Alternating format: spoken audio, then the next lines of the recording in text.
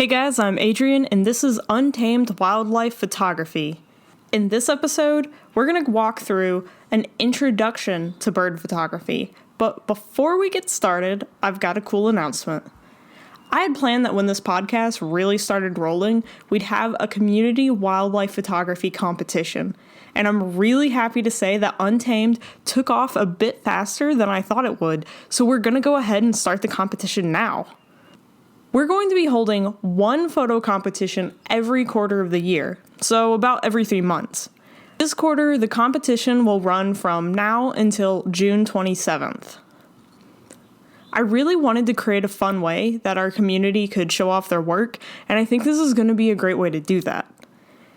Entering is going to be super simple and totally free. You'll just sign up to be a part of the Untamed Insider community, and I'll plop that link down in the show notes where you can do that. Or if you're lazy, you can also find the link on my Instagram bio at adrianj.untamed. After you sign up, all you gotta do is tag up to 5 of your best shots on Instagram with hashtag UntamedPhotoComp. That's COMP, short for competition. And that's it. You're in. Remember, this is a community where all of us are here specifically to get better at wildlife photography, so don't let yourself have any excuses not to sign up. So go ahead, check out that link, and sign up for the competition. I can't wait to see what you guys are going to enter, and we've already got over 50 really cool entries so far. Anyways, let's get back to the episode. So with COVID-19 taking over the world and everyone sitting in self-quarantine, I thought an episode on bird photography would be pretty timely. Most of us can shoot birds safely from our yards, neighborhoods, and even from our window. Bird photography is also a pretty big topic, and most of us enjoy it. Now, I really didn't want to make just another episode or another piece of content out in the world that just gives you some general bird photography tips. I don't think that's quite as helpful as it could be. In this one, it's really an introduction to bird photography. If you're thinking, I don't need an introduction, just give me them sweet, sweet tips. Well, I'm gonna say you do. You do need an introduction, because there are actually 3 different types of bird photography, and for some damn reason, nobody really tells you that. Maybe the world hasn't quite realized that there are 3 types, but after years of talking with people, listening to people, and doing research, I can tell you there are definitely 3 types. So here they are, or at least here's what I call them. The first is going to be general bird photography. The second is what I call the Golden 3 style bird photography. And the third is field guide styled bird photography. Each of these have their own in-depth guides and principles, and I could and will write whole episodes dedicated to each of these in their own rights. But today I want to give you a solid introduction and foundation for each. It's important to know and understand these different types of approaches so that you can come to your own conclusions about how you want to go about bird photography. The benefit is you'll have a more clear idea of what kind of shot you're out there to get. You'll also be able to explore new styles you may not have tried yet, and you'll also be able to develop more of your own unique style that separates you from all the other bird photographers out there. As we go through these, I'll give you some of them sweet, sweet tips to help you get started right away. So let's get into it. First, general bird photography. This is what I believe to be the most common approach, and that's to shoot birds kind of like you would any other animal. Meaning a nice pose is fine, but you'd prefer the bird be doing something or displaying some sort of interesting behavior. It could also be in unusually beautiful light, or maybe you go kind of abstract with it. I mean, of course, there's a ton of ways you can shoot animals, and this approach is generally pretty flexible and more or less easy to do. You're probably doing it already because it is easy and flexible. You can be as creative or uncreative as you want, technically, and still call it a win. Since you're not focusing on anything in particular like you would be with the next two styles we're going to talk about, my number one tip for you in this style would be to begin to play around with lighting more than you already are.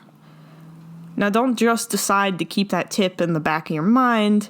I mean, really, you need to make a conscious choice to do things with light you haven't done before or rarely do. I'm not talking about just going out there and shooting in the golden hours. I mean really trying something new. So go for those kind of atmospheric shots where the morning pink or orange light is so intense that when you get in Lightroom, you don't even need to fake it. Think low light, dark and moody if that's something you don't do too often.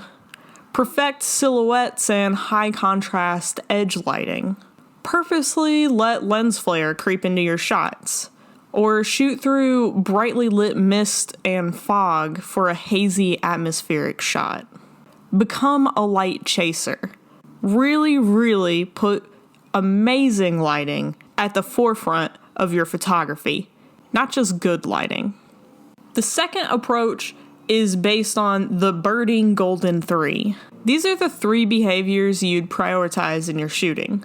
And these behaviors are feeding, flying, and breeding. I personally call these the 3 F's, feeding, flying, and fucking, but the golden 3 sounds more professional, so that's what I'm calling them here. This is kind of a documentary style of approach, really putting your focus on capturing shots of these behaviors. I mean, birds don't do a whole lot else other than feed, fly, and breed. You probably wouldn't go too abstract with this approach, and again, the goal is to document behaviors as clearly as possible. With this style, good light on your subject is a priority, while something more creative would take a back seat. For example, you wouldn't want a silhouette, as it would obscure the details, so you'd go for a shot with the sun at your back, lighting up your bird. You'll also likely be taking shots of the whole bird rather than just a bust or really zoomed in and cropping off parts of it. To help show the bird more clearly, you'll want to avoid extreme angles as well. So any angles of the bird kind of directly above you or really close below you are a no-go. You'll want to be somewhat level with the bird. With this style, limiting yourself in this way is actually part of the fun and the challenge. After racking up shots like this, you'll be able to see a nice theme in your portfolio, and it will clearly show you have a high level of discipline and attention to detail. It also helps separate you from the majority of bird photographers out there who take a more flexible and general approach, and can be a way to help you develop your own style. Lastly is our third approach, the field guide style of shooting birds. I consider this to be the most challenging and also one of the most rewarding. This approach prioritizing showing off the bird's plumage and particularly distinguishing features such as seasonal colors, traits that differ in sexes or in juveniles and adults, as well as regional differences in the same species. These shots harken back to those old classical bird identification field guide books. Some more modern and well-known examples would be the National Audubon Society Sibley Guide to Birds. This style is favored by hardcore birders who have taken up photography as a way to go deeper into their hobby of birding. This style also seems to be practiced a little bit more in the UK, but that's just from what I've seen. I could be wrong. Again, you're not really trying to create shots with dynamic lighting or tons of emotion. You're putting all your focus on shooting the bird's unique plumage. Timing becomes crucial when going for this style, and you need the bird to be able to pose perfectly for capturing the features and markings you want. For example, perfectly tilted head to show a crown or cap, wings open and up to show off flank colors, or underside crescent marks or anything like that. Flying at a tilted angle to show off the rump, back, and mantle, as well as maybe spread tail feathers to show off markings there as well. Having the bird tilted and posed to capture just one feature really isn't enough in this style. You want to capture as much as possible in a single shot. The more the better. Again, at first glance, this may not look that difficult, but it really does become quite a challenge. If you're looking to go this route, one of the main tips I could give you is to set up in one specific location and watch an area where you know birds are going to perch. That's going to help out a lot. Being stationary and watching how the birds interact on that particular perch is going to help you time the perfect shots so you can show off the markings you want. After a while, again, you'll see a clear pattern in your portfolio and begin to develop more of a personal style within this approach. Now that you've got a solid foundation into the 3 main disciplines of bird photography and some tips to get you started in a new direction, that is general, the golden 3, and field guide styled, you can go out there and begin to explore bird photography with a bit of a new perspective and direction.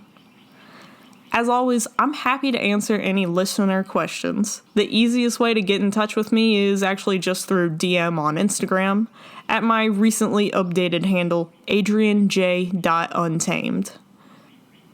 Now, if you liked this episode, go over there and slap that subscribe button. And since you're sitting in self-quarantine, you've got no excuse not to rate and review us as well. Oh, and remember, we got the Untamed Photography competition going on, so definitely go enter that. I hope you have a great week and stay safe.